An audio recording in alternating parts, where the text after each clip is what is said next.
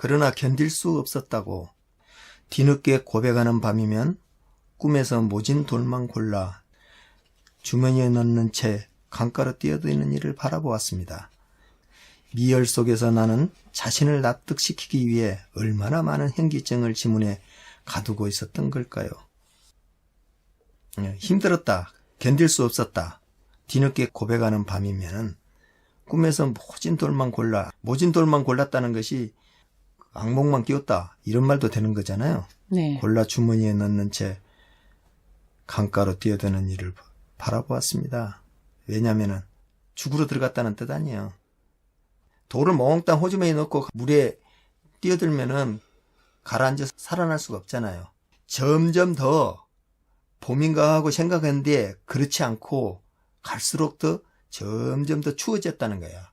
그래서 물기를 더 빼고 네. 밑으로 땅속으로 물기를 빼고 빨려 들어가갖고 웅크렸다. 강가로 뛰어들었다는 것은 저 밑에 겨울에 위에는 깡깡 얼으니까 네. 밑으로 자꾸 물기를 빼가면서 더 깊은 겨울 속으로 빠져들어갔다. 미열 속에서 나는 자신을 납득시키고 아니야 나 나을 수 있어.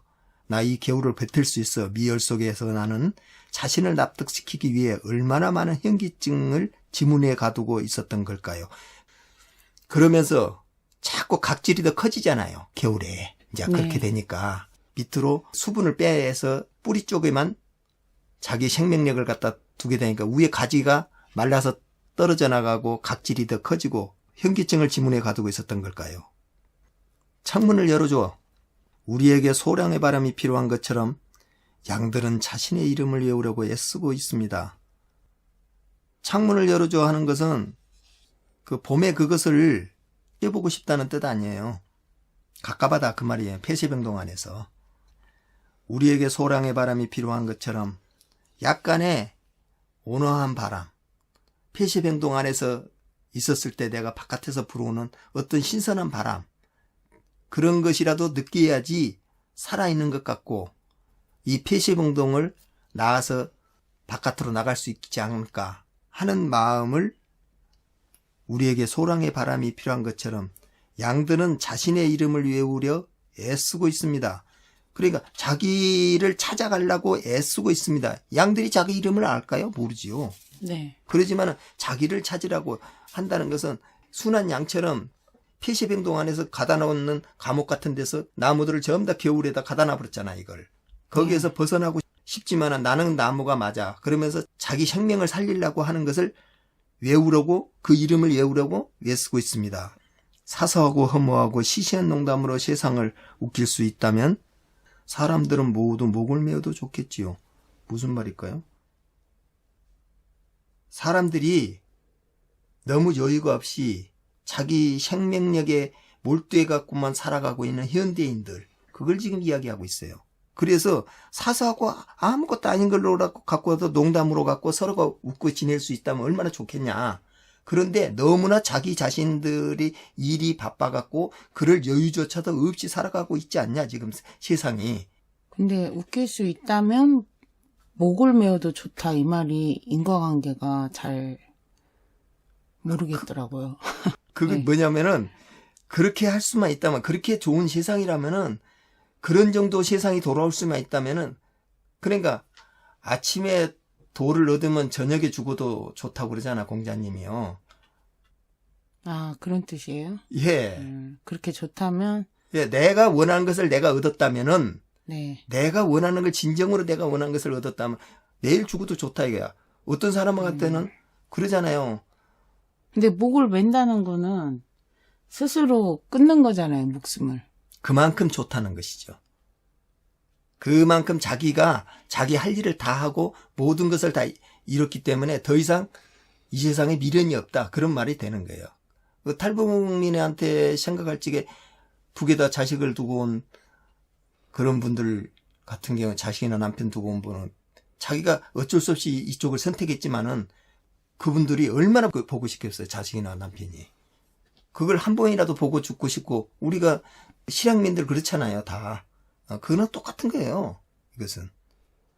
그래서 사소하고 허무하고 시시한 농담으로 세상을 웃길 수 있다면 사람들은 모두 목을 메어도 좋겠지요. 한겨울에도 비가 쏟아집니다. 우리가 흘린 술은 증발되어 어디로 가는 거죠?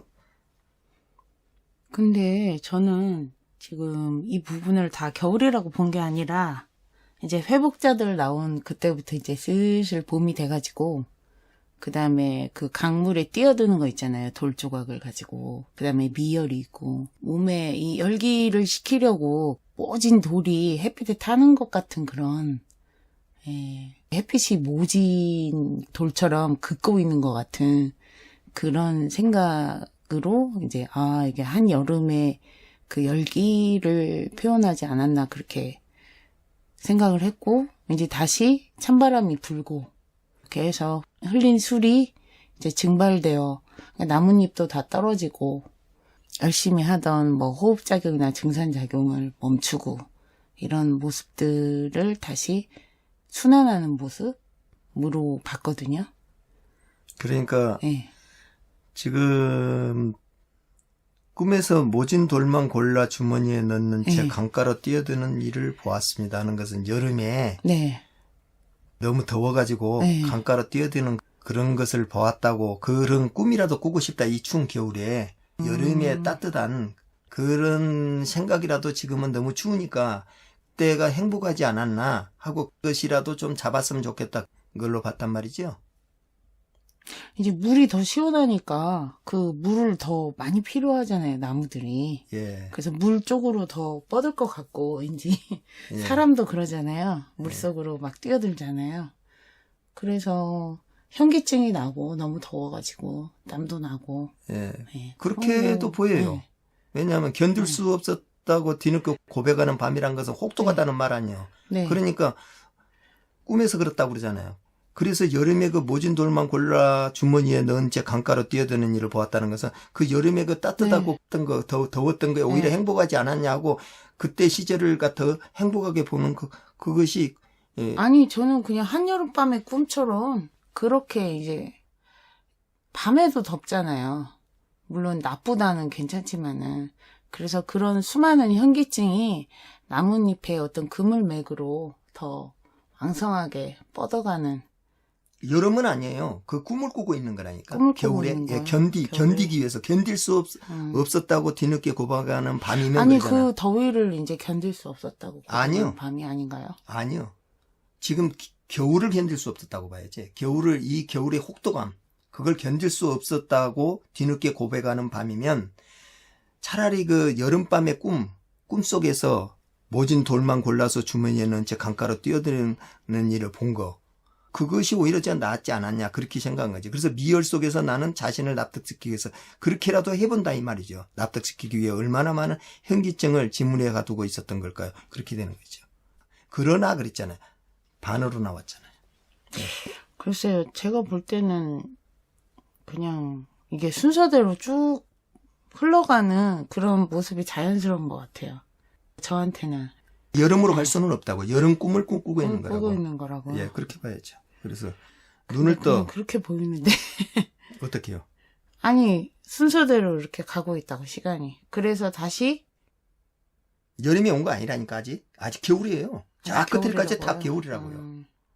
이 폐쇄병동이잖아요. 폐쇄병동에 그 아내가 지금 잊고 있는 생각이고, 꿈을 꿔보고 이렇게 저렇게 하고 회상하는 거네요. 회상하고 있는 거라니까. 예. 그게 또 자연스러울 수도 있겠네요. 끝에까지 보니까 눈송이를 피우잖아요. 그러니까 꽃을 피우는 모습은. 그때서 봄이 온 거예요. 초봄의 모습이니까. 예. 이게 전체적으로 봐갖고는 지금 겨울 속에서의 이야기예요. 그래서 눈을 떠. 가만히 있어봐. 잠깐만요. 목을 메어도 좋겠지요. 한겨울에도 비가 쏟아집니다. 우리가 흘린 술은 증발되어 어디로 가는 거죠? 그랬잖아요. 비가 쏟아지고 흘린 술은 아까 흘린 술이라는 것은 겨울에 취해 있다는 그런 말이었다고 그랬잖아요. 누군가가 흘렸을 술을 닦는다. 예, 그러니까 네. 아직 술이 취한까지 몽롱한 겨울인 거야. 네. 그게 증발돼서 가게 되면 어떻게 되겠어요? 그 몽롱한 술이 증발돼서 가게 되면 봄으로 살살 오는 거라는 그 말이죠. 네. 이게 알코올이 싹 취해서 날아가야지 제정신으로 돌아오면 이제 봄이구나 하고 이렇게 되는 것이. 겨울에 몽롱한 그 술에 취해 있는 그런 상태인 거야. 제정신을 차리고 이렇게 눈을 똑바로 뜨고 입을 비우려고 그러면 다 죽는 거잖아요. 그때는. 겨울에는. 그래서 눈을 떠. 오래전 누군가의 목소리가 되감길 때 눈을 떠.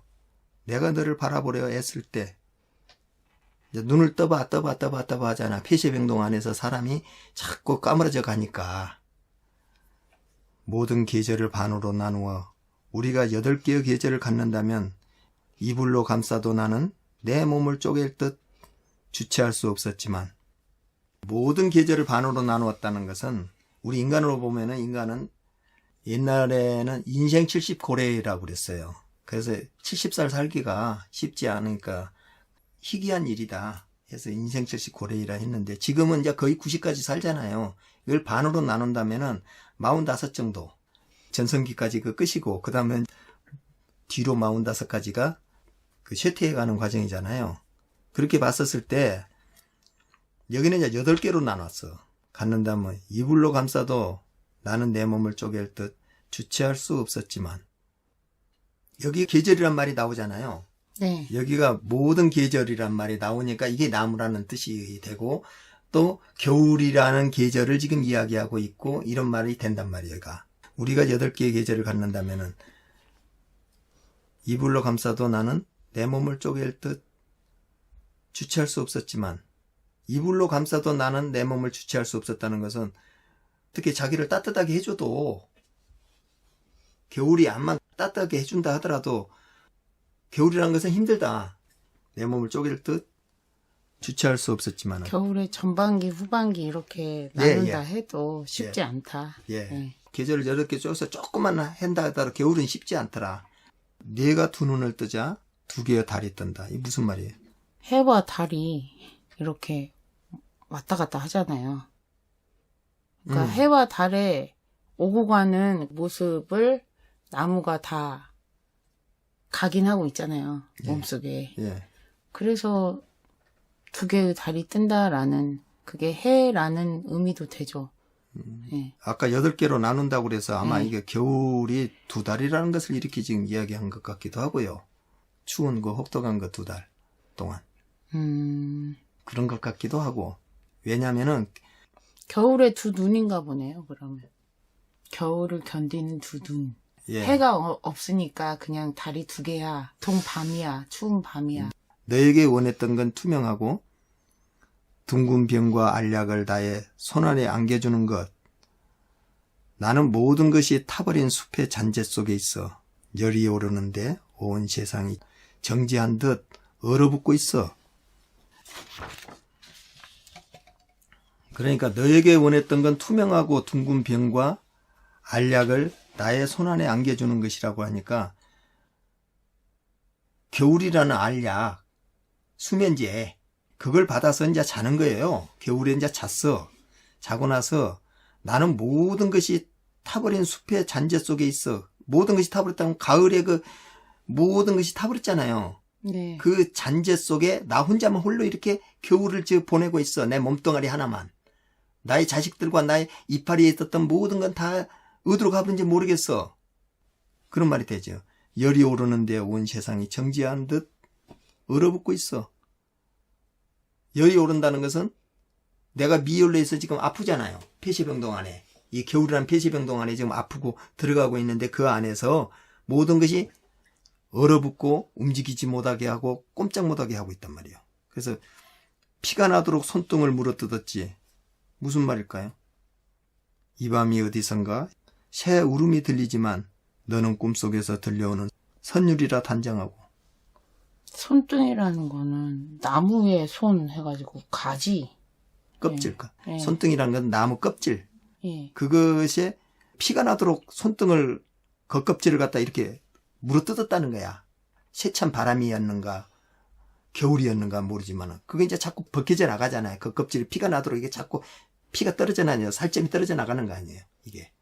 추위에 살이 벗겨지는 모습. 그렇죠. 그거죠. 그래서 이 밤 어디선가 새 울음이 들리지만 영혼의 소리가 들리지만 자기의 영혼 같은 거 그 속에서 들리지만 너는 꿈속에서 들려오는 선율이라 단양하고 아니야. 저것은 나의 영혼이 아니고 꿈속에서 들려오는 아름다운 선녀의 목소리야. 뭐 이렇게 생각하고 있는 거죠. 그 겨울에 하나의 폐시병동 안에서 자기를 위로하고 자기를 스스로 유연하면서 사는 것이에요. 환자들도 대체로 그래요. 내가 이제 여기에서 어떻게 나가지? 그런 것이 어떤 희망을 하나 가지고 쭉 살아가야잖아. 자기 영혼을 달려가면서 살아야 되잖아요. 새울음 소리 같이. 그래서 새울음, 자기 영혼이 어디선가 들리고 있는 거야, 그것이. 그래서 오래된 꿈에 두고 온 작고 작은 생물이 문득 떠올라 버려서 질끈 눈을 감았다. 어둠 속에서 현기증이 흩날리고 네가 침범벅이 된 얼굴로 내게 불가이한 감정을 요구할 때, 오래된 꿈에 두고 온 작고 작은 생물이라는 것은 봄에 곤충들이 조금씩 올라오기도 하고 그러잖아요. 예. 네. 그리고 자기 몸에서 일어나고 있는 어떤 에너지, 작은 곤충같이. 큰 나무에는 작고 작은 생물들이 예. 많이 있어요. 예. 네. 그래서 같이 살았잖아. 네. 그 나무에 와서 진액도 빨아먹고 자기한테 내 해를 주는 것 같지만은 그 안에서 자기가 스스로 자기를 더 강하게 만들어가면서 왔단 말이야. 나무도. 온갖 벌레들이 예. 같이 살죠. 나무가 없으면 새라든가 벌레라든가 이런 것들이 다 살기가 힘들어요. 질끈 눈을 감았다 어둠 속에서 현기증이 흩날리고, 질끈 눈을 감았다는 것은 잠깐 봄이다 하고 눈을 떴다가 다시 감고 했던 그런 과정인 것 같아요. 네가 침범벅이 된 얼굴로 잠을 한숨 푹 자고 있나면은 네. 입술 옆에가 이렇게 그 침이 범벅된 것 같은 얼굴로 있는 사람도 있잖아요. 그러면서 내게 불가해한 감정을 요구할 때, 불가해한 감정을 요구할 때, 불가해한 감정. 그 봄을 이렇게 말을 했단 말이에요. 불가해한. 이건 뭐야 도대체. 묘한 감정을 갖다 요구할 때 수백 그루의 벚나무가 확 피어올라오면서 이렇게 봄을 갖다 만들어가면서 이제 그때서 이 폐쇄병동이 나와서 세상에 나왔습니다 하고 그 꽃을 피우는 과정. 오지 않을 것 같은 날들이었는데 예. 갑자기 어느 날. 어느 날 오지 마, 아니 너 눈 뜨지 마, 두 눈 감아 하면서 두 개의 다리 막 뜨고, 그 다음에 손등을 또 다시 막 물어뜯고 다시 피려고 하는데 힘들어. 근데 이제 벌레들도 생각나고 피어다닐 개미들도 땅밖으로 나올 거고, 그러고 있다가 갑자기 어느 날 확 봄이 오니까 불가해한 감정인 거죠. 예. 그래서 확 수백 그루의 벚나무가 예. 피면서 갑자기 피는 거죠. 그 눈송이처럼 아주 피어나는 예. 조각난 칼날을 떠올렸다. 예쁜 피, 예쁜 마음, 중얼거렸지. 이 세상에 예쁜 피. 그게 피로 보인 거죠. 겨울을 이렇게 뼈를 깎는 고통으로 지내와서 그거를 피어낸 꽃이니까, 예. 희생. 예. 그래서 나무 전체로 보면은 큰 줄기에 대동맥에서부터 해갖고 예. 핏줄처럼 퍼져갖고 있잖아. 나무 네. 모양이요. 가지가. 몸통에서부터 가지까지가 전부 다 핏줄로 되어 있는 것 같이 보이잖아. 그 핏줄이 예쁜 피. 그것의 피. 젊음이 피어나는, 청춘이 피어난 것 같이 확 피어나잖아요. 그러면서 예쁜 마음. 그게가 자기 그 마음이 열려갖고 있다는 것이죠. 네. 이것이 나의 마음이었어 원래. 예쁘지? 예쁜 마음이야 하면서 중얼거렸지. 이 벚나무가 피는 걸 가지고서 이렇게 길고, 예, 정말 불가해하게, 예, 시도 많지 않을 것 같아요. 예. 봄을 이렇게 노래하면서 어떤 나무가 겨울을 지나오면서 봄에 꽃이 피기까지 과정이 네. 하나의 폐쇄병동 안에서 그 힘든 고통의 과정을 겪고 있다. 그래서 희망이란 것이 없는 것이 아니고, 희망은 여기에가 희망이 있지 않냐. 그 희망을 하나 두고 우리가 혹독한 겨울을 항상 보내고 있지 않냐. 이런 것이 이 시 안에가 들어간 지죠. 시인이 시를 쓴다는 건 결국은 인생의 고통과 아픔 속으로 마구 이렇게 들어가는, 뭐라고 할까, 투신하는 예. 그런 것 같아요. 그 속에서 언어의 그런 것들이 미끄러짐 속에서 계속적인 예. 불가해한 현실 속에서 그거를 표현하는, 건져 올리는 그런 작업인 것 같기도 해요. 예. 네. 그래서 이 제목을 보면은 숲의 소실점을 향해 이렇게 돼 있잖아요. 예. 그래서 어떤 희망을 향해 이런 말도 되고 숲, 언어의 그 소실점을 향해 이렇게도 되고 그런 거예요. 그래서 네. 이 나무하고 지금 나의 폐쇄병동이라고 그랬나요? 나의 잠깐만. 작은 폐쇄병동. 예. 나의 네. 작은 폐쇄병동하고 이 숲의 소실점하고 연결점이 있잖아요. 이렇게 해서 보면은. 너무 길어진 것 같아요. 천천히 하다 보니까. 네. 시인의 삶이 폐쇄병동 같아요. 근데 아. 폐쇄병동 속에서 고통을 겪어야지만이 또 시가 그 깊이 있게 감동 있게 다가설 수 있고 그런 것 같아요. 그래서 시인들은 왠지 좀 불행해야 될 것 같은, 남의 불행이든 본인의 불행이든 더 힘들게 그거를 겪어내야 될 것 같은, 그래야 시가 나올 것 같은 또 그런 생각도 들더라고요. 꼭 그런 것은 아닐 텐데 그냥 막연한 그런 생각? 불행이란 것은 우리가 생각할 때 보통 경제적인 문제라든가 이런저런 인생에 있어서 불행을 이야기하지만은 시인이라는 사람은 자기 안에서 항상 불행해 갖고 있어요. 그러니까 왜냐하면 스스로 다운사이징하고 구조조정하는 그런 상태, 항상 그래야 시가 될 것 같은 그런 느낌이 들어요. 그러니까 보통 사람들은 다 행복하고 돈 좀 많이 벌고 좋은 집에 살고 아이들도 말썽 안 피우고 남편도 나를 사랑해주고 다 이게 다 행복이잖아요. 네, 그렇게 하지만은 시인은 그걸 다 줘도 행복하지 않다니까. 네, 그게 불행이에요. 네, 왜? 항상 자기 안에 자기가 지향하고자 하는 뭐가 있는 것 같은 그걸 못 찾아서 헤매고 있는 사람이야. 네, 그러다 보니까 글 속으로 들어오고 자기가 스스로 자기를 폐쇄병동을 만들어서 자기 안의 것을 갖다 캐내가려고 그러고 그런 사람이란 말이에요. 그러면서 사물과 세상과의 교감 관계를 다 끊어가. 네. 그러면서 내 내면 안에서의 교감을 만들어가는 거야. 그런 사람이 또 좋은 시를 써요. 그래서 그래야 될 것 같아요. 예. 예. 이런 작품들이 나올 것 같아요. 예. 여기까지만 할까요? 네. 예.